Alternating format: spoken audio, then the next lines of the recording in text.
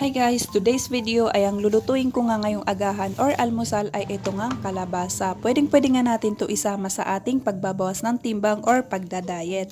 Pero ang mainam nga na gawin dito ay ilalaga nga natin or ilalagay sa steamer para makaiwas nga tayo sa mantika. So ganun kasi yung ginagawa ko dito palagi.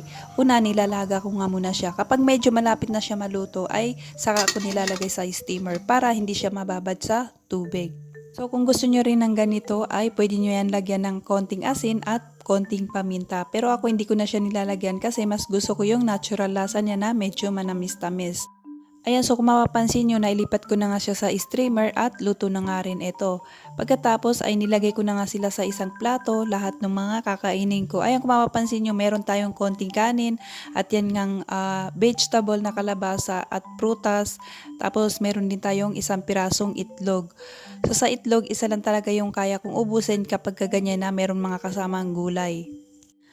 So kapag nga tayo ay nagka-calorie deficit na or nagda-diet ay medyo mahihirapan nga lang tayo sa simula kasi nga medyo iiwasan na natin yung mga nakasanayan natin dati na kinakain sa araw-araw. Pero kapag naman ito ay nakasanayan na natin ay easy na lang ito kapag ka palagi na natin ginagawa ito. Sa tuwing ganito nga yung mga kinakain ko, after ko nga kumain ay mafe-feel mo talaga na or napipil ko na medyo magaan talaga siya sa katawan.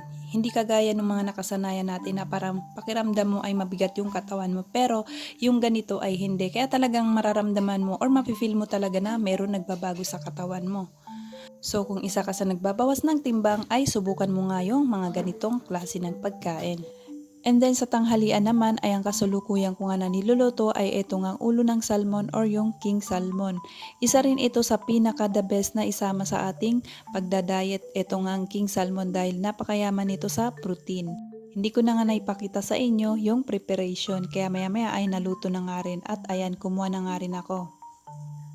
Ayan, so sa pagdadayet, hindi naman natin kailangan na hindi kumain. Meron kasi akong ilang kakilala na halos hindi sila kumakain maghapon kasi nagdadayet daw sila pero hindi tama yung kailangan talaga natin ay kumain pa rin tayo.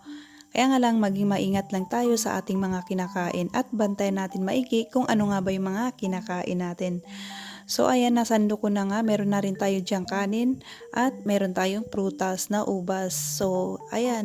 So that's for today's video's meal for calorie deficits. So I think ay hanggang dito na lang. Sana ay nakatulong tong video na to sa inyo or sana ay na-inspire kayo. Kung gusto nyo ng mga ganitong klaseng content, you can follow my page and subscribe sa aking channel para updated kayo sa iba ko pang i-upload ng mga video dito sa aking channel. Thanks so much for watching!